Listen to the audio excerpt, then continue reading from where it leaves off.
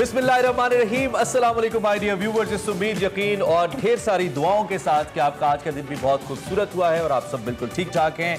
Espresso के एक brand new once again episode के साथ I am Imran Hasan and I am Armila Hasan. सुबह सुबह आपकी अच्छी जो एक अच्छे दिन का आगाज हो, इस उम्मीद के साथ हम आते हैं रोज एक्सप्रेसो में एक नई एनर्जी के साथ। चाहे हम खुद थोड़े से डाउन हो, लेकिन हम कोशिश करते हैं कि पॉजिटिव और भरपूर एनर्जी के साथ यहाँ पर आए, क्योंकि जब आप टीवी ऑन करें तो आपको ये एहसास ना हो कि लोग आपको कहीं बोर कर रहे हैं, आपको कुछ एंटरटेनमेंट नहीं मिल रही, आपको करंट अफेयर से मुतालिक बहुत सारी जो डिस्कशंस हमारे शो में होती हैं वो आपको नहीं पता चल रही। हम ओवरऑल एक कंप्लीट पैकेज आपको एक्सप्रेसो में देते हैं और कोशिश भी यही करते हैं कि आप सुबह सुबह जाग जाएं।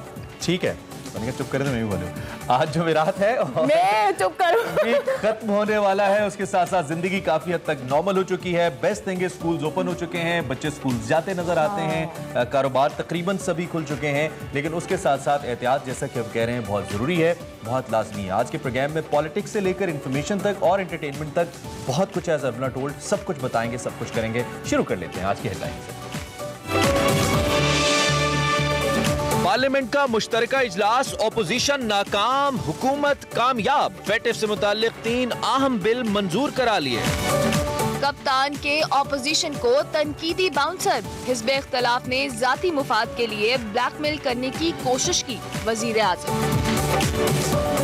खैबर पख्तूनख्वा हुकूमत सयाहत के फरोग के लिए पुरज़्म, 3 नई अथॉरिटीज के क़याम की मंजूरी दे दी। वुल्कन के कदीम असासे, दिखाएंगे आपको सेगमेंट सफर है शर्त में। डिपार्टमेंटल क्रिकेट की बहाली की तजवीज मुस्तरद, नए टैलेंट को ग्रूम करने के लिए वजीर आजम का होता है। सुबह हो जाता है, इसको ऐसे ही लेके चलेंगे, साथ बात करेंगे हम न्यूज़पेपर की। और सबसे पहले रोजनामा एक्सप्रेस की बात करेंगे। जनाब, पार्लियामेंट का मुश्तरका इजलास हुआ, अक्सरियत फिर अकलियत में बदल गई, ओपोजिशन के 34 अरकान गायब, FATF समेत 8 कवानीन को मंजूर करा लिया गया। शहबाज शरीफ और बिलावल को ऐवान में बोलने की इजाजत ना मिलने पर ओपोजिशन का शदीद एहतजाज, बिल्स की कॉपियां फाड़ दी, स्पीकर डाइस का घेराव, नाराबाजी की, वॉकआउट किया और हुकूमत के अगर अराकीन की बात करें तो 18 हुकूमती अराकीन भी हमें गैर हाजिर नजर आए। इसकी डिटेल्स आप रोजनामा एक्सप्रेस में एज लीड स्टोरी पढ़ सकते हैं। ठीक है, और इसके साथ एक्सप्रेस ट्रिब्यून में government wheat import plan suffers setback, PPC data showed over 2% increase in wheat prices in past 1 week alone. A detailed discussion on the issue of vote were also held but couldn't be finalized due to paucity of time, according to a handout issued by the Ministry of Finance after the ECC meeting. बिल्कुल, और रोजनामा Express की दूसरी super lead है, जिसका आपको बताएंगे। Opposition ने फेटिफ कानून साजी को करप्शन केसेस से बचने के लिए इस्तेमाल किया। कल स्पीच की थी इमरान खान साहब ने और बहुत आड़े हाथों लिया था ओपोजिशन को प्राइम मिनिस्टर ने। इत्तेहादी मुल्क के साथ खड़े हैं, ओपोजिशन लीडर का मफाद बरक्स है, इदारे तबाह, नैब को मफलूज किया और जमहूरियत के लिए समझौते पर, करप्शन पे कोई समझौता नहीं करेंगे, आधा पैसा कर्जों में चला जाता है, मुल्क कैसे चलाएंगे। वजीर आजम ने कल कहा, मनी लॉन्ड्रिंग रोक दे तो कर्ज लेने की जरूरत नहीं पड़ेगी, ज्यादती पर इबरतनाक सजा के लिए बिल बना रहे हैं। ये भी इमरान खान साहब ने कल अपनी स्पीच के अंदर कहा। हमारी आज की super lead and lead stories Express Tribune and Roznama Express की आप पढ़ सकते हैं। हमने बढ़ना है इसी हवाले से आज की बड़ी खबर।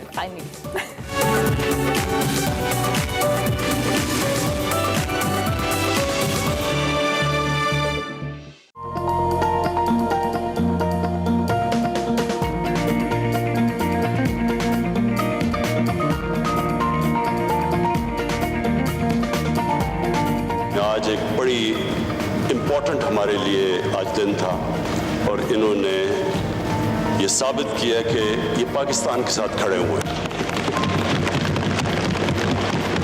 सबको ये भी पता होना चाहिए कि इसकी ब्लैक लिस्टिंग का मतलब ये है कि पाकिस्तान के ऊपर सैंक्शंस लग जाती है, हमारी फाइनेंस, हम बाहर के फाइनेंस से मुल्क कट ऑफ हो जाता है। जो आज इनका रवैया था और जो हमारी नेगोशिएशंस चली और हमने कोशिश की इनको कन्विंस करने की, जो इन्होंने जिस तरह की नेगोशिएशन की, मेरी एक कन्विक्शन है कि इनके लीडर्स का इंटरेस्ट और पाकिस्तान का इंटरेस्ट अपोज्ड है। जी, बड़ी खबर के हवाले से आपको अपडेट किया। और अभी हुकूमत को टफ टाइम देने के लिए दावेदार ऑपोजिशन को बड़ी शिकस्त का सामना करना पड़ा।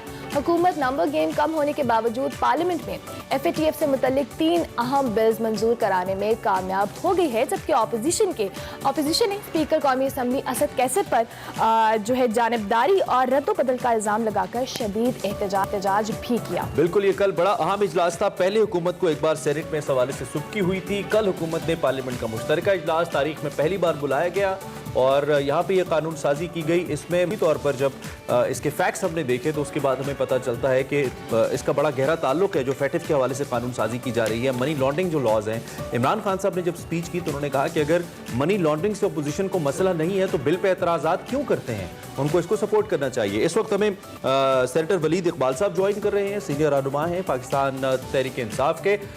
इस वक्त हम उनसे बात करते हैं, उनसे हम पूछते हैं कि वो इस सारी सूरत हाल पे क्या राय रखते हैं। वलीद इकबाल साहब, थैंक यू वेरी मच, आपने हमें ज्वाइन किया early in the morning. Good morning as well. कल बड़ी कामयाबी हुई आप की तरफ हुकूमत को और बड़ा मुश्किल लग रहा था बज़ाहिर ये होना, लेकिन हो गया और प्राइम मिनिस्टर ने इस पर कांग्रेचुलेट भी किया। इस सारी सूरत हाल के ऊपर ये जो इस वक्त बनी है, आप इसको कैसे देख रहे हैं जब आप पे अपोजिशन ये इल्जाम लगा रही है कि आपने जो पार्लियामानी नॉर्म्स है उनका ख्याल नहीं रखा कल इजलास के अंदर? नहीं जी, ये पार्लिमानी नॉर्म्स का वहाँ मौजूद था। पार्लिमानी नॉर्म्स का ख्याल रखना या ना रखना, ये तो वाज़ेह होता है जब आप इन बिलों के पस मंजर में जाएं कि जब ये वो बिल्स थे तीनों जी, 2 बिल्स ऐसे थे जो कि 25 अगस्त को सेनेट में पेश हुए, नेशनल असेंबली से मंजूर होकर सेनेट में उनको रिजेक्ट कर दिया गया। इसी तरह एक बिल ऐसा था जो आज सेनेट के इजलास में सुबह, यानी आज से मतलब है कि उसी दिन येस्टरडे सुबह रेगुलर इजलास था और शाम को जॉइंट सिटिंग थी, तो सुबह वो मुस्तरद हुआ सेनेट से।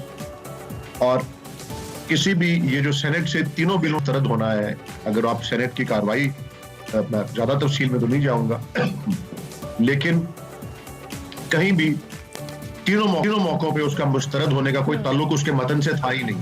ऑपोजिशन की महज क्योंकि अददी अक्सरियत बहुत ज्यादा है सेनेट में, 65 के करीब ऑपोजिशन के अराकीन हैं और सेनेट हुकूमत के 34-35 हैं, वहाँ पे इन तीनों बिलों को जब मुस्तरद किया गया, हालांकि जो एक बिल था एंटी टेररिज्म एक्ट के अंदर तरमीमी बिल जो था, जिसको उसी दिन सुबह सेनेट में मुस्तरद किया गया, सेनेट की कमेटी में वो मंजूर हुआ जिसमें सारी पार्टीज की शिरकत होती है और 6-1 से वो वहां पे मंजूर हुआ, लेकिन जब वो ऐवान में आया उसको मुस्तरद कर दिया गया। तो ये ऑपोजिशन का अपना रवैया जो था ये बड़ा जो है गैर मुनासिब। अच्छा वलीद इकबाल साहब, ये भी जानना चाहेंगे क्योंकि नो डाउट ये एक बड़ी कामयाबी है हुकूमत की, लेकिन क्या इन बिल्स की मंजूरी के बाद जो है पाकिस्तान का ब्लैक लिस्ट से जो है निकलने का खतरा टल जाएगा? जाने का ब्लैक लिस्ट में जाने का खतरा? देखिए जी, इस तरह था कि कुछ अर्सा पहले, चंद 6-8 माह पहले, फैटिफ ने पाकिस्तान को कोई 27 अहदाफ दिए थे कि इन लवाजमात को पूरा करना है। और जब फैटिफ की पिछली मीटिंग हुई थी तो उसमें उन 27 में से तकरीबन निस्फ जो थे, आधे 13 या 14 जो थे, वो फैटिफ के मुताबिक पाकिस्तान ने उनको अचीव किया था उन अहदाफ को, और उतने ही 13-14 के करीब जो थे वो अभी नहीं अचीव हुए हुए, तो उनको अचीव करना जरूरी था इस लिस्ट से निकलने के लिए। और ये भी एक अहम बात है, आपने ठीक फरमाया कि ग्रे लिस्ट में भी पाकिस्तान है और ग्रे से व्हाइट में चला जाए तो बहुत ही अच्छी बात है, वो भी हमारा एक हदफ है। लेकिन एक बहुत अहम जो है हमारे लिए जरूरत वो ये है कि ग्रे से ब्लैक में ना जा सके। तो कम से कम इससे वाज़ेह है कि जो 13-14 अहदाफ अभी नहीं अचीव हुए थे वो अल्हम्दुलिल्लाह पाकिस्तान ने अचीव कर लिए हैं। तो दोनों मुमकिनात जो हैं, एक ये कि ग्रे से ब्लैक में ना जाया जाए इंशाल्लाह एक मैं समझता हूँ कि ऐसे उसमें कोई प्रॉब्लम नहीं होगा ठीक। और बल्कि ज्यादा चांसेस अच्छा अल्लाह करे ऐसा हो। अच्छा सर साहब ये भी बताइए कि मजबूरी तौर पर जब हम हुकूमत की बात करते हैं तो आपका तो मौक़िफ़ सामने हमारे है, ओपोजिशन ये कहती है कि आप इस किस्म के बिल्स को, आप नैब कवानीन को, अकाउंटेबिलिटी को एक टूल के तौर पर इस्तेमाल कर रहे हैं ओपोजिशन को दबाने के लिए। इसी वजह से कल उन्होंने वॉकआउट भी किया। शहबाज शरीफ ने कहा कि स्पीकर बिल्कुल वन साइडेड उनका रवैया था, उनको बोलने नहीं दिया गया। पहली दफा ऐसा हुआ। बिलावल साहब ने यहां तक कह दिया कि अब हमें सख्त फैसले करना पड़ेंगे। तो आपको नहीं लगता कि जो सियासी माहौल है वो ज्यादा गर्मा गर्मी की जानिब जा रहा है? प्राइम मिनिस्टर ने भी कल बड़ी तनकीद की ओपोजिशन के ऊपर, इसको सेटल डाउन करने की जरूरत है, आपको नहीं लगता? देखें जी, प्राइम मिनिस्टर ने सख्त अपना रवैया जरूर दिखाया है, लेकिन साथ कल की स्पीच पे अगर आप गौर करें, और बात से कह मैं मौजूद भी था जी, तो उन्होंने दरवाजा खुला भी छोड़ा है ऑपोजिशन के लिए। उन्होंने कहा है कि जी ऑपोजिशन का, उन्होंने इस बात को तस्लीम किया है कि ऑपोजिशन का अहम किरदार जमहूरी निज़ाम जो है उनमें होता है और होना चाहिए। और उन्होंने ये भी कहा कि जी हर चीज पे ऑपोजिशन के साथ जो है बातचीत के लिए तैयार है और कॉम्प्रोमाइज करने के लिए तैयार है, सिवाय करप्शन। तो गर्मा गर्मी होती रहे, गर्मा गर्मी वो पहले भी रही है, लेकिन प्रॉब्लम नहीं आया। मैं नहीं समझता कि कोई ठीक है इस किस्म का प्रॉब्लम। ऑपोजिशन की बात की जाए तो वो तो तकसीम है ही, लेकिन अगर हुकूमत के अराकीन या पार्लियामेंट अराकीन की बात की जाए तो 22 लोग गायब थे। इस हवाले से क्या कहेंगे? सॉरी, 22 लोग आए थे, मैंने आपकी बात समझ। गायब थे, पार्लियामेंट से गायब थे 22 लोग। हुकूमती जो बहुत बड़ी तादाद है लोगों की वो नहीं थी, जिसकी कुछ लॉजिक मैंने सुनी आपके कोलीग्स की जानिब से कि कुछ लोग बीमार थे, कोविड की वजह से नहीं आ सके, कोई पर्सनल उनके मसले थे। मैं आपको ये अर्ज कर दूं, मुझे अब सेनेट में मुंतखब हुए तकरीबन 1.5 साल हो गया है, थोड़ा सा ज्यादा उससे। काफी 4-5 जॉइंट सिटिंग्स में भी मैं रहा हूँ, या मे भी 6-7 में। मैंने इतने ज्यादा अराकीन नहीं देखे एक जॉइंट मीटिंग में। मैं एक को गिना तो नहीं, वो मेरा काम नहीं था, लेकिन मैंने इतने ज्यादा अफराद नहीं देखे। और ये बिल्कुल दुरुस्त है। टोटल कल की गिनती जब हुई तो 200 जमा 190, 390 टोटल अराकीन थे। और पूरी स्ट्रेंथ जो है जॉइंट सिटिंग की वो है 342। तो कोई 50 या 52 के करीब लोग जो थे गैर हाजिर थे। और ये बिल्कुल ठीक जो उन्होंने भी आपको कहा, ये जो ऐसी कोई लोग मुल्क से बाहर होते हैं या स्टक हो जाते हैं, एक कोई मेंबर नॉर्दर्न एरिया में, आप कह रहे हैं कि पॉलिटिकली कोई लॉजिक्स इसके अंदर इन्वॉल्व नहीं है किसी की मौजूद ना होने में, जाती मसले हो सकते हैं। सेनेटर साहब, थैंक यू वेरी मच, बहुत शुक्रिया आपने अर्ली इन द मॉर्निंग हमें ज्वाइन किया। Thank you for your presence in our show. Senator Waleed Iqbal साहब हमें इस हवाले से बता रहे थे, जहां पे हुकूमत के कुछ अराकीन नहीं थे, वहां पे ओपोजिशन के भी कुछ अराकीन नहीं थे। आसिफ अली जरदारी साहब भी नहीं थे, कहा गया बीमारी की वजह से नहीं है। लेकिन एक बात एक दफा फिर पता चली है कि नंबर गेम को लेकर हुकूमत इज प्लेइंग वेल, क्योंकि बजट पे भी ऐसे। एक्सप्रेसो में आपको एक बार फिर से खुशामदीद कहेंगे। बात हो रही है मुल्क के सियासी माहौल की, जो कि काफी गर्म है, और अब कल की सूरत हाल के बाद मामला कुछ मजीद मुझे तो खराबी की जानिब जाते नजर आते हैं। लेकिन दूसरी जानिब एक हुकूमत के लिए प्लस पॉइंट यही है कि सेनेट वाली तारीख अपोजिशन ने फिर दोहरा दी ना। 36 लोग कल गैर हाजिर हो गए। सेनेट के चेयरमैन के वक्त अदम एतमाद के वक्त भी यही हुआ था, बजट के वक्त भी कुछ मिले जुले मामला थे। तो ऐसा लगता है कि अपोजिशन कर नहीं पा रही है, because parliament is all about numbers, तो नंबर पूरे नहीं कर पा रही है। और कल भी यही मसला खैर हुआ। इस वक्त हमें मोहम्मद जुबैर उमर साहब ज्वाइन कर रहे हैं, साबिक गवर्नर सिंध है, मरकजी रहनुमा हैं पाकिस्तान मुस्लिम लीग नवाज के। उनसे जरा ओपोजिशन के हवाले से पूछते हैं कि ये जो तहफ़्फ़ुज़ात हैं इसकी क्या बुनियादी वजह है। जुबैर साहब, thank you very much and good morning as well. ये जो तहफ़्फ़ुज़ात वाला मामला है बिटवीन गवर्नमेंट एंड ऑपोजिशन, ये तहफ़्फ़ुज़ात क्यों हैं आपको इस कानून साजी के ऊपर, जब हुकूमत ये कहती है कि कौमी मफाद का मामला है फैटिफ को लेकर? देखिए ना, बड़ी सिंपल सी बात है।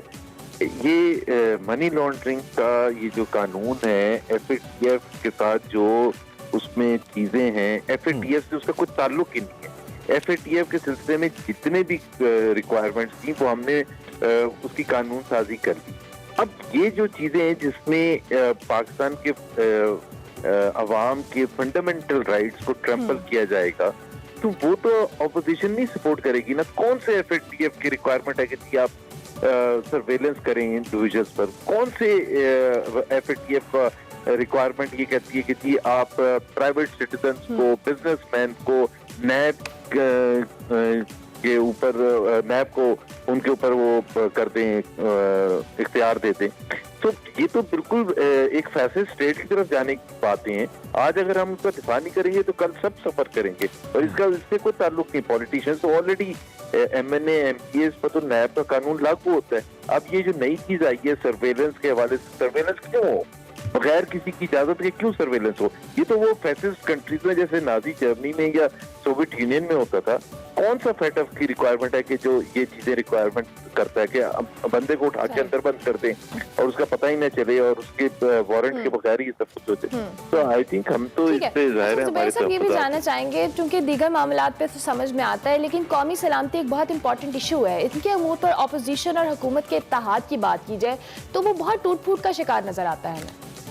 कौमी सलामती, एक तो कौमी सलामती क्या चीज होती है, ये तो मेरा ख्याल है इस पर ये जो एक सिक्योरिटी कंट्री होती है ना, उसमें ऐसी बातें होती। कौमी सलामती का मतलब अवाम की भूख और प्यास से भी होता है, अवाम की बेरोजगारी से भी होता है, अवाम की महंगाई से भी होता है। इसको उससे जोड़ना कि जी हमारे कोई दुश्मन है और वो हमारे ऊपर कोई हमला करना चाहते हैं, उसी से नेशनल इंटरेस्ट डिफाइन नहीं होता। नेशनल इंटरेस्ट अवाम की बहबूद होता है, अवाम की खुशहाली होता है, अवाम के लिए मईशत की बेहतरी होता है।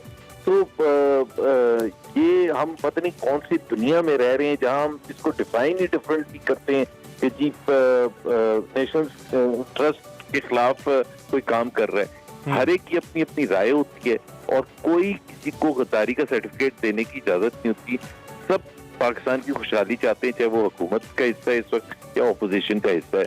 तो राय सुननी चाहिए, डिबेट होनी चाहिए और इस चीज को अपना अना का मसला नहीं बनाना चाहिए। सही। अच्छा, एक बड़ा इंपॉर्टेंट इस लम्हे सवाल ये है कि आप APC तो करने जा रहे हैं 20 सितंबर को, बिलावल वुड बी चेयरिंग, लेकिन इस सारी सूरत हाल में ओपोजिशन बिल्कुल एक तरफ खड़ी नजर आती है। छोटी जमातें आप बड़ी जमातों से पहले नाला हैं, ट्रस्ट इश्यूज हैं, तो इसका मुस्तकबिल APC का क्या देख रहे हैं आप जुबैर साहब? APC इंशाल्लाह ताला होगी और भरपूर अंदाज से होगी और सख्त फैसले करने का वक्त आ गया। मेरा ख्याल है आज की कार्रवाई के बाद तो और ज्यादा मौक़िफ़ ऑपोजिशन जमातों का इस पर कंसेंसस है कि ये हुकूमत और इस तरह से असेंबली नहीं कर सकती। तो कुछ ना कुछ तो करना पड़ेगा और सख्त फैसले करने पड़ेंगे। और इसमें सख्त फैसले ऑपोजिशन अपनी बहबूद के लिए नहीं कर रही, पाकिस्तान के अवाम को की मुश्किलात को ख़त्म करने के लिए ऐसे फैसले करने की ज़रूरत होगी। क्या उसमें कोई एजुटेशनल पॉलिटिक्स हो, सड़कों पर आने के फैसले हों, असेंबली में इन हाउस चेंज के हवाले से जो भी हो, मतलब सख्त फैसले होंगे। ये सिंपल प्रेस कॉन्फ्रेंस करने से और टॉक शोज में क्रिटिसाइज करने का वक्त खत्म हो गया। वो भी होगा, लेकिन इसमें जुबैर साहब ये भी कहना बजानिब होगा कि सख्त फैसले करने के लिए there should always be a platform, कोई मुद्दा होना चाहिए। और मुझे लगता है कि हुकूमत अब अपने उस टफ टाइम से काफी हद तक निकल चुकी है जिसका उसको सामना था। तो क्या मुद्दा होगा जिसकी बेस पे यह एहतजाज होगा या क्या लाएअमल होगा, इस पे बात करते हैं। तो आने वाला वक्त ही बताएगा। अभी हम एक ब्रेक लेंगे, ब्रेक के बाद हाजिर। पेशावर है। आज पेशावर में ज्यादा से ज्यादा दर्जा हरारत 37 डिग्री सेंटीग्रेड, कम से कम दर्जा हरारत 23 डिग्री सेंटीग्रेड रहेगा। आज पेशावर में 51% हवा में नमी के अलावा मौसम गर्म और खुश्क रहेगा।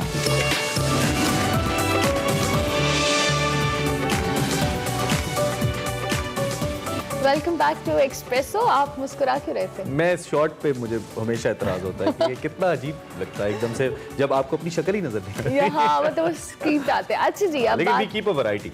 That's good. That's how we. अच्छा जी, अब बात करेंगे। 70 अरब की लागत है, ऊपर नीचे भी हो सकती है। ये तो वो फिगर है जो हमारे सामने सरकारी तौर पे आई है। 7 साल लगे हैं, 70 अरब को भी छोड़िए, 7 साल लगे हैं। अभी भी ट्रैक के अंदर कुछ लोग कहते हैं मसाइल हैं, बहुत सारे मसाइल लोग रिपोर्ट करते हैं, ऑफिशियली हम कह नहीं सकते लेकिन लोग हमें बताते नजर आते हैं। कामरान साहब हमें ज्वाइन कर रहे हैं इस वक्त, जो कि वजीर इत्तलात हैं, कामरान बंगी साहब। उनसे हम पूछते हैं कि वो इस पे क्या आर्ग्यूमेंट हमारे सामने रखते हैं, क्योंकि ये बड़ा ही अनफॉर्चुनेट है। 7 साल 70 अरब, फिर भी आग लग रही है, बसें क्या ठीक नहीं थी, मेंटेनेंस नहीं हो रही, मसला क्या है? कामरान साहब, थैंक यू वेरी मच, आपने हमें ज्वाइन किया। ये बड़ी अच्छी एक सहूलत तो है आवाम के लिए, लेकिन और एक जानिब आपका क्रेडिट भी है, लेकिन पै दर पै आतिशज़दगी जिन मेट्रो बसेस को आप क्रिटिसाइज करते आए हैं उनमें तो ऐसे मसले हमने नहीं देखे। लाहौर में, रावलपिंडी में, मुल्तान में, ये क्या हो रहा है यहाँ पे और क्यों हो रहा है? देखिए अब तक तकरीबन 4 वाकयात पेश आ चुके हैं, 1 महीने से ज्यादा हुआ है। हमारी जो टेक्निकल टीम है वो पहुंच चुकी है चाइना से, जो मैन्युफैक्चरर्स की है वो इस पूरी सिचुएशन को मॉनिटर कर रहे हैं। तब तक हमने इस सर्विस को सस्पेंड रखा हुआ है, और वो इसलिए कि हम अभी तक अल्हम्दुलिल्लाह कोई जानी नुकसान नहीं हुआ, लेकिन हम उस चीज को प्रियम कर रहे हैं कि खुदा ना खास्ता कीमती जानों का जिया ना हो जाए, इसलिए हम इस सर्विस को सस्पेंड कर रहे हैं।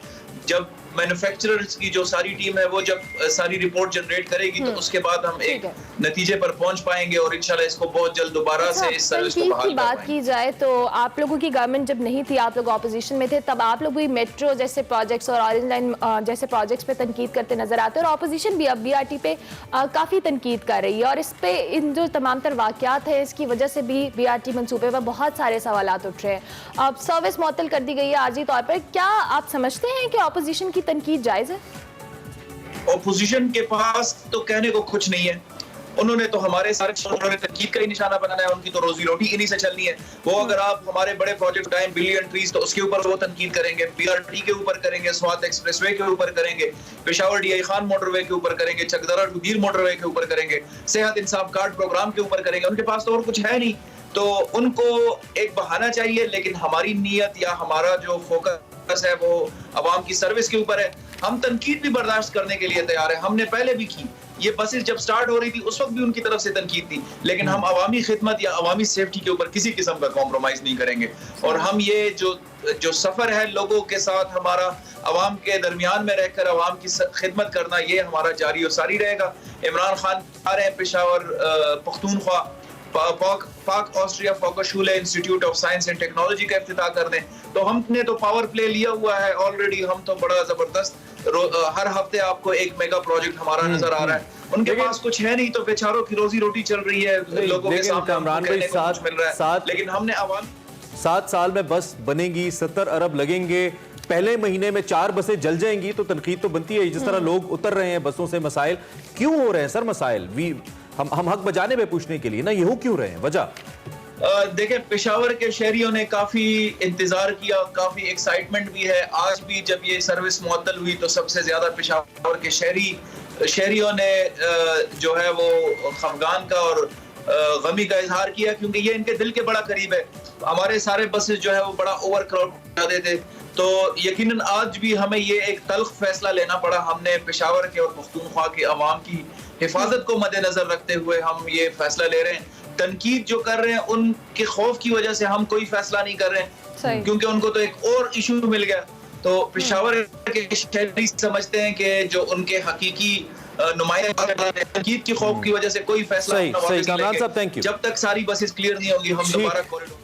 Thank you. वो कहते हैं ना, हेस्ट मेक्स वेस्ट। मुझे लगता है जल्दी में जो मामला हुआ है, और एक और मशवरा भी है, ये जो केपी के वुज़रा है ना, इनको जरा मेट्रो में ट्रैवल करना चाहिए असेंबली आते हाँ, वैसे वाकई बहुत सारे लोगों को इनसिक्योरिटी क्या होती है, इतने पैसे। ब्रेक ले लेते हैं जी, ब्रेक के बाद हाजिर होंगे, आप देखते रहिए एक्सप्रेसो।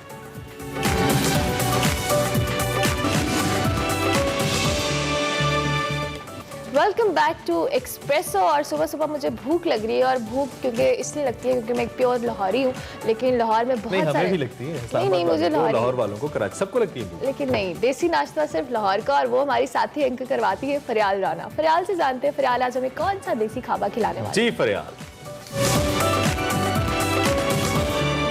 जी नाजरीन, हमेशा की तरह आप आज भी सोच रहे होंगे कि आज मैं कौन सा देसी नाश्ता लेके आई हूँ, लेकिन आज मैं आपको नाश्ता नहीं बल्कि खाना खिलाऊंगी। इसीलिए मैं आई हूँ टेम्पल रोड पे मशहूर मामा कबाब वाले के पास। इनकी खास बात तो ये है, एक तो इनके रेट बहुत मुनासिब हैं, और दूसरी बात ये 60 साल पुरानी दुकान है। चले इन्हीं से पूछ लेते हैं कि कौन सी ऐसी स्पेशल रेसिपी है जिसकी वजह से लोग बार बार इनके पास कबाब खाने के लिए आते हैं। चले आए इन्हीं से पूछते हैं।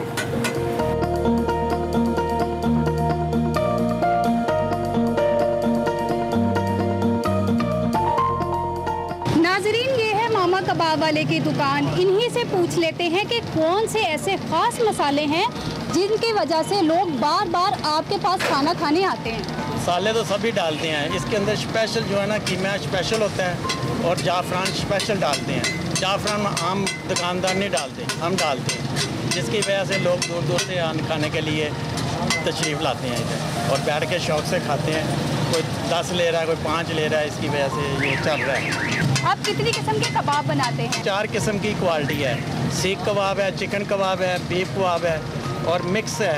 इसके अंदर स्पेशली जाफरान डालता है। अच्छा, मैंने यहाँ पे देखा है कि यहाँ पे ना ये टिक्की के ऊपर सारा वो नान भी रख रहे थे, उसका क्या मतलब हुआ? उसका ये तवे का अपना ही टेस्ट होता है, वो घी के साथ थोड़ा फ्राई हो जाता है, नान का थोड़ा टेस्ट अच्छा लगता है। अच्छा, और आपने कबाब जो है उसके सारे मसाले को तवे के ऊपर वो जैसे टकाटक करते हैं वो भी कर दिया? हाँ, लोग ये भी डिमांड करते हैं? ये भी डिमांड करते हैं, ये इसको फ्राई कर दो, हर चीज़ को फ्राई करके, इसी की वजह से ये मशहूर है। आप मुझे ये बताएं कि लोग अमूमन छोटी दुकान से बड़ी दुकान बना लेते हैं, ठीक है, लेकिन आप अभी भी छोटी दुकान पे बड़ी दुकान तक क्यों नहीं गए? ये वालद बैठते थे पहले, उनका नाम रखने के लिए ना इसको रेगुलर कर लिया है। पहले वालद बैठते, अभी हम बैठते हैं, इसको हैंडल कर रहे हैं। यही वजह है कि पुरानी दुकान है और गाहक भी इसी की वजह से आ रहे हैं कि ओल्ड है, कि चलो अभी 70 ईयर ओल्ड है, तो भी माशाल्लाह इधर ही इतना रश होता है तो हमसे संभाला नहीं जा रहा, तो अभी चला रहे हैं इसको। आप मुझे क्या खिलाएंगे अब? बस ये खाएँ कबाब, चिकन है, बीफ वाला कबाब है।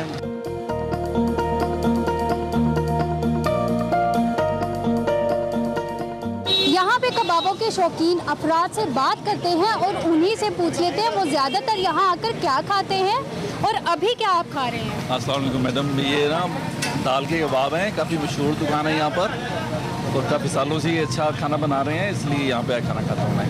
आपका जलन वगैरह नहीं होती है? नहीं, इसको खाने से कोई जलन नहीं होती और ये अच्छा इन्होंने अपनी रेपुटेशन कायम रखी हुई है, इसलिए कम खर्च वाला मशीन है, इसलिए मैं भी आके खाना खाता हूँ यहाँ पर। आप मुझे ये बताएं आप क्या खाने आए हैं और यहाँ पे आपको टेस्ट कैसा लगता है? टेस्ट बहुत अच्छा है यहाँ का। मैं ग्रीन टाउन से आया हूँ, यहाँ पे मामा कबाब लगे हुए, माशाल्लाह बहुत अच्छा टेस्ट है। घर लेके जाते हैं घर वालों के लिए, उनको भी टेस्ट अच्छा लगा इसलिए हम यहाँ आते हैं। इनसे पूछते हैं कि ये कहाँ से आए हैं और यहाँ पे कौन से कबाब खाने आए हैं। हम इचरे से आए हैं, मामा कबाबों वाले के पास कबाब खाने के लिए। कौन से? बीफ कबाब। आप पहली दफ़ा कबाब लेने आए? नहीं, मैं अक्सर आता हूँ यहाँ कबाब लेने, बहुत मज़ेदार टेस्ट है और बहुत लजीज है, इसलिए आते रहते हैं। कौन से कबाब लेके जाते हैं? मैं कीमे के भी लेता हूँ, मुख्तलिफ किस्म के, यहाँ आलू वाले भी हैं, दाल वाले भी हैं, कीमे वाले भी हैं। मेरा देसी खाना आ चुका है, अब मैं टेस्ट करूँगी और आपको बताऊँगी कि कैसा है। ये थोड़ी चटनी लगाते हैं।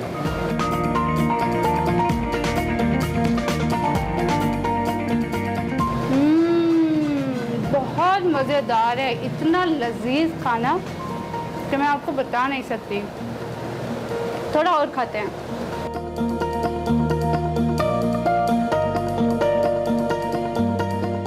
सुभान अल्लाह, सुभान अल्लाह।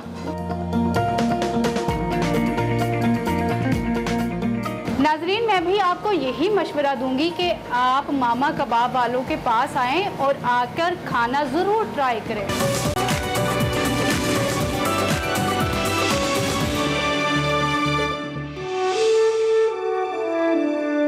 बीस बरसों से मैं हाकिमों के दफ्तर में बैठा कागजों पर स्याही बिखेरता हूं या फिर उनकी खातिर अपनी इस्लाफ की हड्डियों से कतराए मैं नचोड़ता हूं और अपने नाखूनों से पत्थर तराशता हूं कि उनसे फसीलें उठाऊं और कले बनाऊं।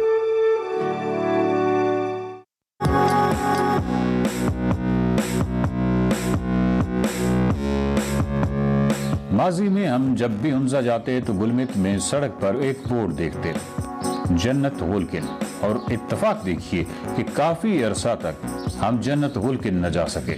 हमें मालूम ही ना हो सका कि गुलमित में एक राकरुम हाईवे से सिर्फ 3 किलोमीटर पर वाक़या एक जन्नत है, और एक ऐसी जन्नत जो किसी के वहम गुमा में भी नहीं हो सकती।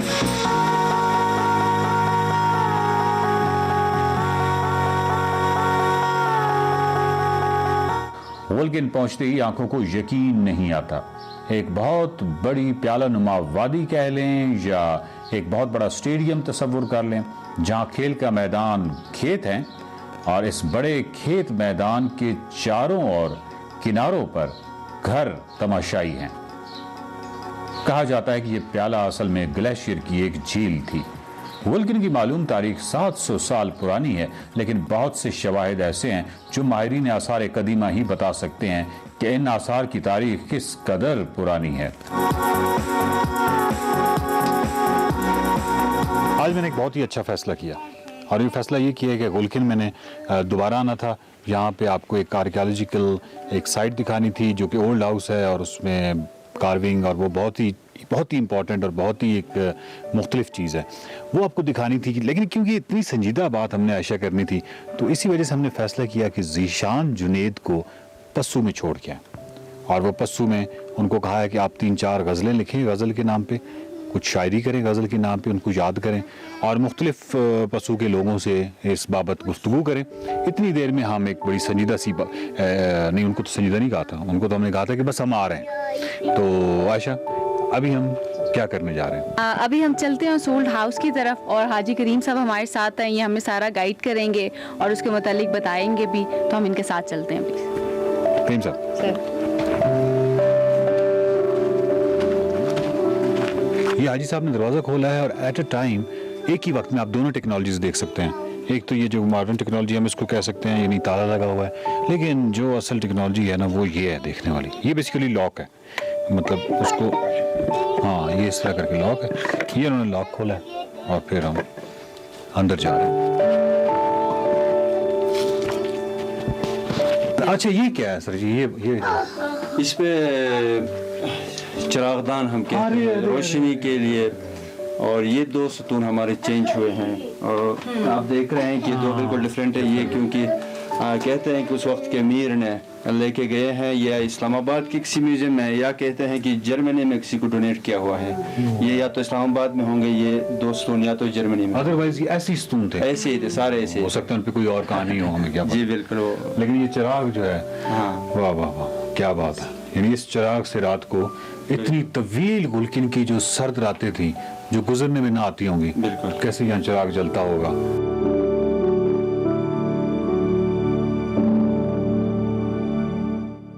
आप ये देखें कि मैं वही कंपैरिजन करती हूँ ना कि यहाँ पे हुंजा में जो बाकी मिलते हैं, बल्तित फोर्ट में इस तरह के पिलर्स अब वो प्रिजर्व नहीं रहे, वो ख़त्म हो चुके हैं। और ये एक गुलकिन का एक पुराना घर है जिसकी मतलब अभी कंजर्वेशन भी नहीं की गई, और इसके सिर्फ एक पिलर के ऊपर कितनी खूबसूरत कार्विंग्स हैं और वो सब कुछ आप इसको देख सकते हैं। ये जो है ये स्वास्तिक है। एक सवाल मुझे ये बताएं कि ये वाली चीज़ है, ये हमें ना अल्तित फोर्ट ना बल्तित फोर्ट किसी और जगह, मतलब वो देखें खास टिपिकल का उसका है, और फिर चले मारखोर और इस तरीके से आप कार्विंग सारा, बिल्कुल ये जो चीज़ है इस पिलर के ऊपर, ये तो बहुत ही डिफरेंट है। ये वही है ना कि मतलब जो पुराना इसका घर है, और मैं अगर अपने लिहाज से बात करूं तो मुझे अल्तित फोर्ट और बल्तित फोर्ट एज सच इस तरह फैसिनेट नहीं करता जिस तरह ये घर करता है, क्योंकि ये एक बिल्कुल एक खूबसूरती में एक अपनी अलग जगह रखता है। इसके पिलर जिसकी वो सारी इसकी कंजर्वेशन नहीं हुई, इसमें यहाँ पे मतलब कोई टूरिस्ट नहीं आते, ये कोई इस तरह टूरिस्ट पॉइंट भी नहीं है,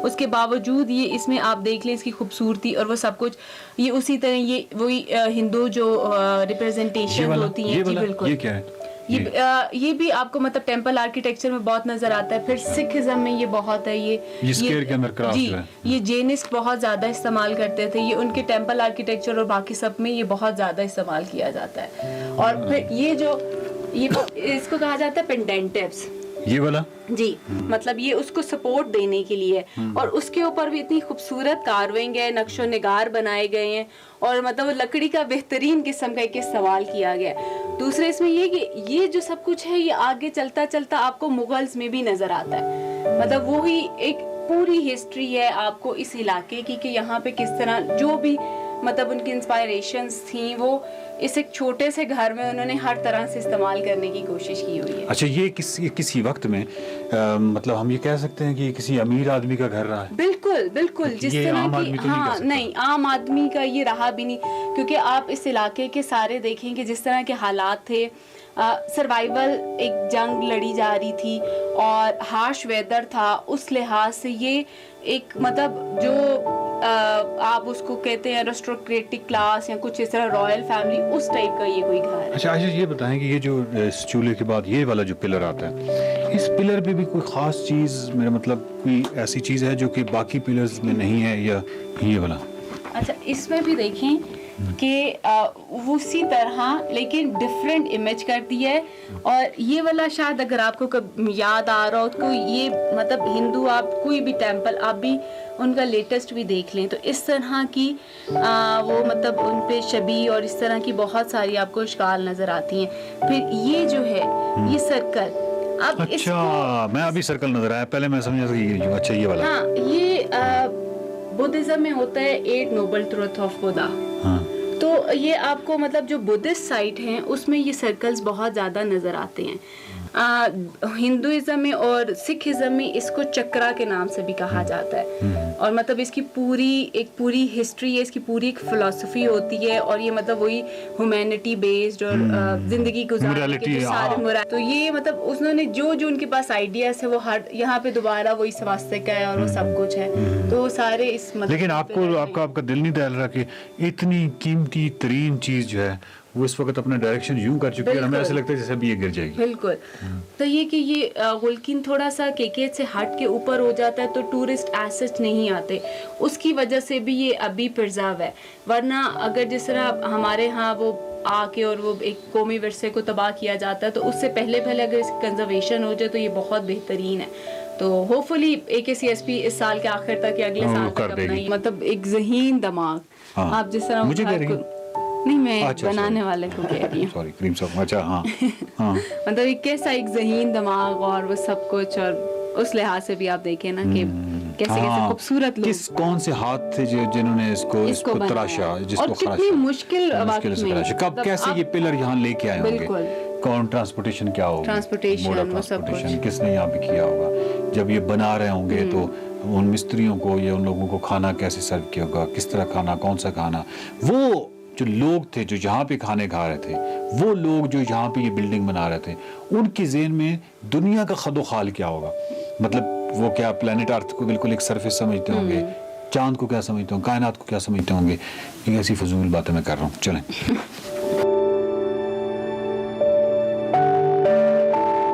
इस ओल्ड हाउस का एक एक इंच इंतहाई कीमती है। इस असासे के बर्बाद होने का मतलब यह है कि माजी के दरीचों में झांक कर तारीख को दुरुस्त समझने का बहुत बड़ा टूल जाया हो जाएगा। हम अभी गुलकिन के ओल्ड हाउस में ही थे कि मालूम हुआ जीशान जुनेद फसू से गुलकिन आ गए हैं। देख के मैं रुक गया क्योंकि ये ताले तो हैं, सोच पे ताले, अकल पे ताले, जात पे ताले, बात पे ताले, वादे पे ताले, ताले पे ताले। शहर तो तालों से भरा पड़ा है। लेकिन जब आप जीबी में होते हैं ना तो ताला देख के आप रुक जाते हैं कि यहाँ क्यों। यहाँ सिर्फ इसलिए है कि ये घर यहाँ पे बंद है, बड़े अरसे से बंद है और ये मेन रोड पे है, इसलिए इसको कोई लगा गया। लेकिन आप देखिएगा ये ताले से नहीं रोका, ये एक छोटी सी धात से रोका हुआ है। उसकी ताले की मजबूती इसके सामने कुछ भी नहीं। ये एक बहुत मजबूत चीज। पशु में, हुंजा में, गुलकिन में ताला एक अच्छी बात समझी नहीं जाती। ये ताला भी किसी इसलिए नहीं लगाया कि चोर आ जाएगा। दरवाजा दरअसल बंद करना मकसूद था कि कोई जानवर अंदर ना चला जाए, सिर्फ इतनी एहतियात थी।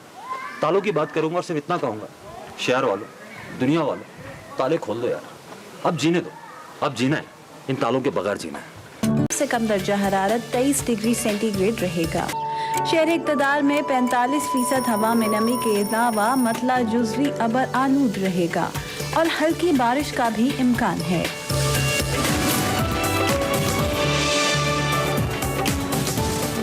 Welcome back to Expresso. और इस्लामाबाद के मौसम की बात हो रही थी। इमरान के चेहरे पे आज यूजुअल ऐसी मुस्कुराहट आती है इस्लामाबाद की बात होते ही। क्या बात है? बस हमारी बहुत सारी यादें हैं, वाबस्तगियां हैं इस्लामाबाद के साथ भी, हर शहर के साथ इनफैक्ट।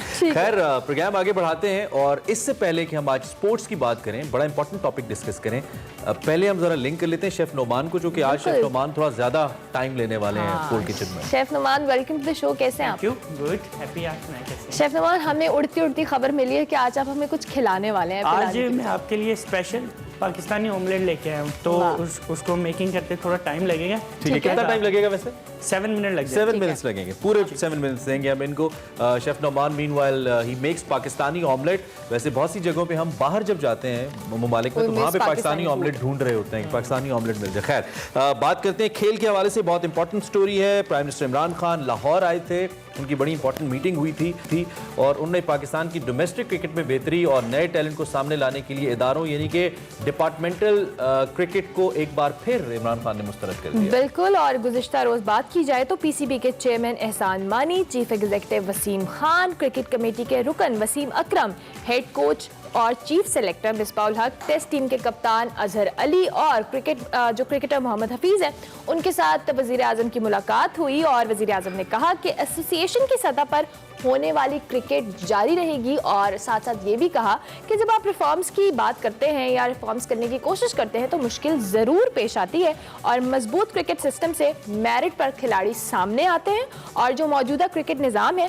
इससे मुकाबले की फिजा पैदा होगी और अच्छे खिलाड़ी सामने आएंगे। अच्छा, ये इमरान साहब की मंतक है, लेकिन मैंने तकरीबन सभी एक्सपर्ट्स को उनके इस फैसले की मुखालफत करते सुना है।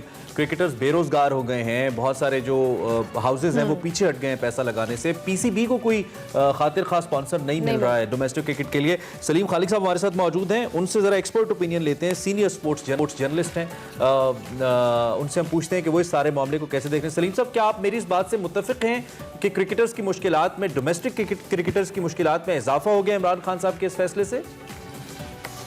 जी बिल्कुल, सबसे पहले तो मैं ये कहूंगा कि आप आमलेट एंजॉय करें, मैं भी आपके साथ खाता। अब मैं आता हूँ उस तरफ, क्रिकेट ऑमलेट खिला दिया आपने। हाँ जी, जैसे मौसम का भी आपने बताया कि इस्लामाबाद का मौसम ऐसा है, तो क्रिकेट का मौसम भी इस वक्त कोई अच्छा नहीं चल रहा क्योंकि पीसीबी ने काफी इस पे गुस्से का इजहार किया है कि क्यों हमारे जो मिसबाउल हक जो हेड कोच हैं, अजहर अली जो है वो टेस्ट कैप्टन है, ये मोहम्मद हफीज जो ऑलराउंडर हैं, ये डायरेक्ट उन्होंने अप्रोच किया प्राइम मिनिस्टर से और मिलने के लिए गए। वो कि ये पीसीबी का ऑफिशियल्स भी साथ थे लेकिन काफी नाराज हैं। तो डोमेस्टिक क्रिकेट में जो तब्दीलियां आई हैं, बेशक उससे बहुत सारे हजारों क्रिकेटर जो हैं वो बेरोजगार हुए हैं, 1200 या 1300 जो हैं उनकी जॉब्स खत्म हुई मुस्तकिल।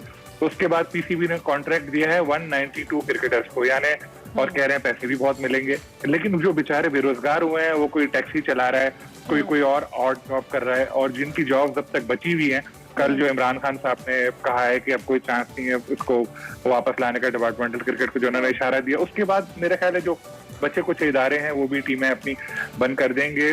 और होता यह है कि पीसीबी को बताना चाहिए था इमरान खान साहब को ये बात, जिस वक्त उन्होंने ये जैसे उन्होंने कहा कि मैं 40 साल से कोशिश कर रहा था कि ये वाला सिस्टम लेकर आऊं एसोसिएशन का, रीजनल का, लेकिन मैं कामयाब नहीं हो रहा था। अब मैं इख्तिदार में आया हूं तो मैं ये कर रहा हूं। लेकिन बात ये, वो ऑस्ट्रेलिया की मिसाल देते हैं, ऑस्ट्रेलिया में पाकिस्तान जैसी हालत नहीं है, यहाँ पे क्रिकेटर्स का ब्रेड एंड बटर जो है क्रिकेट जो है, वहां पर ऐसा नहीं है। वहां पर जो टॉम उसकी फिक्र नहीं होती, जब घर जाएगा तो अम्मी वो बोलेंगे कि बेटे स्टार्ट के लिए पैसे नहीं है, उनकी गवर्नमेंट भी सपोर्ट करती है। यहाँ तो मसला है, यहाँ बेचारे जो गरीब क्रिकेटर हैं उनकी रोजी रोटी यही है, अगर आप उनके साथ ऐसा करेंगे वो क्या करेंगे? तो मेरे ख्याल है पीसीबी को उनको कन्विंस करने की कोशिश करनी चाहिए। जैसा अभी आपने मेंशन किया है कि बहुत क्रिकेटर्स का रोजगार इन डिपार्टमेंटल क्रिकेट की वजह से चलता है और हमने देखा भी है कि इन डिपार्टमेंट्स के क्रिकेट खेलने के बाद ही बहुत सारे प्लेयर्स उभर कर सामने आते हैं। अब पीसीबी को थोड़ा सा रिटेलिएट करना चाहिए था इस डिसीजन के हवाले से, क्योंकि जब हम बात करते हैं कि जब ब्रेड एंड बटर की और दीगर ममालिक की जब हम एग्जाम्पल देते हैं तो पाकिस्तानी क्रिकेटर तो बेसिकली रिलाय बहुत सारे क्रिकेटर्स डिपार्टमेंट पे करते हैं। बिल्कुल करते हैं। हाँ, जैसे मैंने पहले बोला कि हमारे यहाँ जो क्रिकेटर्स हैं, जो एक गरीब है वो अपने बच्चे को क्रिकेट में क्यों डालेगा? पहले तो ये अट्रैक्शन थी कि जी आएगा, कोई जॉब मिल जाएगी, पैसा भी कमाएगा, खेलेगा भी। अब क्यों डालेगा क्रिकेट? अब तो देखिए ना, अब क्रिकेट हो ही नहीं रही है। अगर आप यहाँ कराची में देखें, यहाँ पे कोई टूर्नामेंट नहीं हो रहा। एक क्लब टूर्नामेंट अभी खत्म हुआ था, अमेरिका का वीजा लेना, उसमें कुछ ना कुछ ऐसा नजर आना चाहिए। सलीम भाई, टाइम बहुत कम है, ये सारी बातें आपकी सुनने के बाद और बहुत सारे सुनने के बाद एक सवाल मेरे जहन में आता है, क्या हम इमरान खान से ज्यादा समझते हैं हमारे एक्सपर्ट्स क्रिकेट को? उन्होंने इतना सर्व किया है, कैप्टन रहे हैं, लेगेसी है उनकी, एक हॉल ऑफ फेम में शामिल हैं, तो क्या हम ज्यादा समझते हैं जो हम कहते हैं कि वो सही नहीं कर रहे? इस पे जरा कमेंट करते हैं। देखिए, इमरान खान साहब को कन्विंस करना चाहिए, उनको बताना चाहिए, क्योंकि जब हम लोगों ने वर्ल्ड कप जीता और दूसरे बड़े इवेंट जीते, उस वक्त यही डिपार्टमेंटल सेटअप चल रहा था। कोई ऐसा एक सिस्टम आना चाहिए जिसमें दोनों चीजें जो हैं वो बैलेंस होकर चलते हैं। आप डिपार्टमेंट को भी एक आध इवेंट खेल लेते और बाकी ये भी हो, तो उससे बेहतरी आएगी। वरना आप 2 साल बाद ये क्लिप रिकॉर्ड कर लीजिए, फिर ये सवाल दोबारा करेगा, अल्लाह मुझे भी जिंदगी भी आपको दे, हम लोग का साथ बरकरार रहे, फिर हम लोग इस चीज को देखेंगे कि क्या फर्क आया। लेकिन अभी आप देखना शुरू कर दें कि जॉब खत्म होने के बाद कितनी। टाइम हमारा खत्म हो गया और इसमें ये भी विश करता हूँ कि जैसे प्राइम मिनिस्टर एक स्पोर्ट्समैन है, तो एक एंकर भी ऐसे आ जाए जो क्रिकेटर हों, जो 1-on-1 इंटरव्यू में ये सवाल भी कर लें कि इमरान खान साहब क्यों ये कर रहे हैं। और गर्म रहेगा।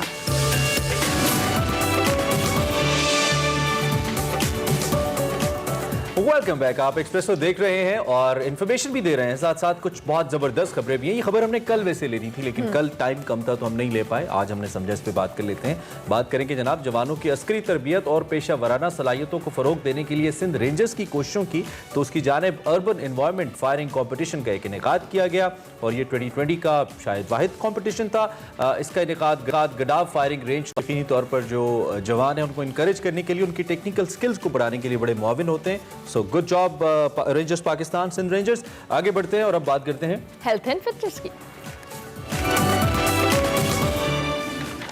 जी, हेल्थ एंड फिटनेस के लिए हमारे साथ खुशी बात है। खुशी, कैसी हैं आप?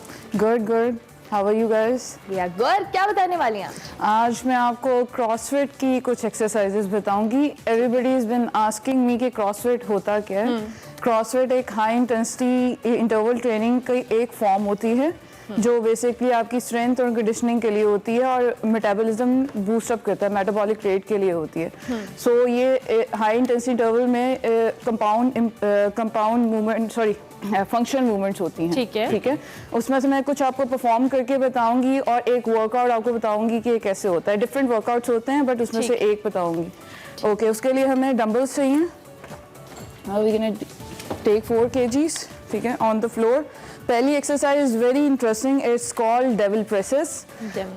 इसमें आपने फ्लोर पे जाना है, ठीक है, press it down, jump back, chest down and chest up, jump back and overhead presses.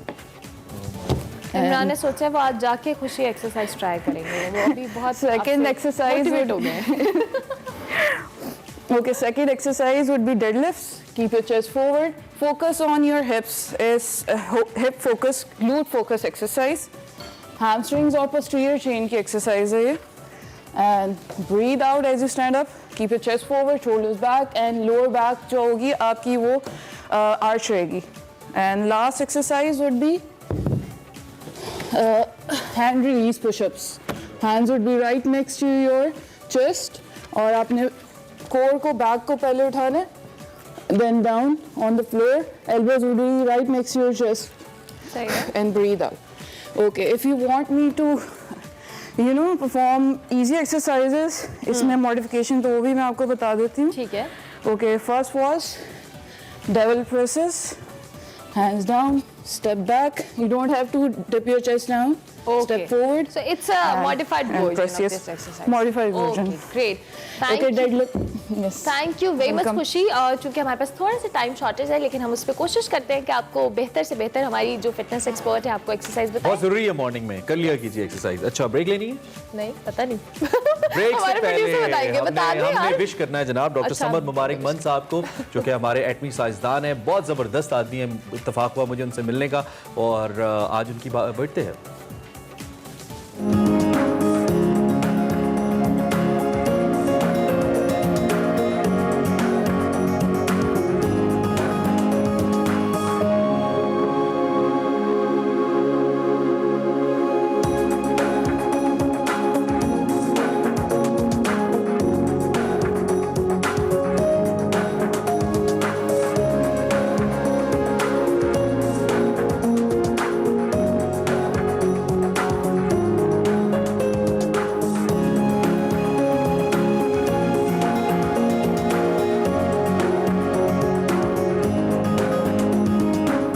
Important खबर पे जाएं। नोमान अपना ऑमलेट बना चुके हैं, उन पे भी जाएंगे, लेकिन आपको बता देते हैं कि पाकिस्तान समेत दुनिया भर में आज वर्ल्ड पेशेंट सेफ्टी डे मनाया जा रहा है। और इस दिन को मनाने का मकसद इलाज के दौरान मरीजों के तहफ़्फ़ुज़ के हवाले से आगाही को बढ़ाना है, ताकि मरीजों के इलाज मुआलजे में किसी किस्म की गफलत से बचा जा सके।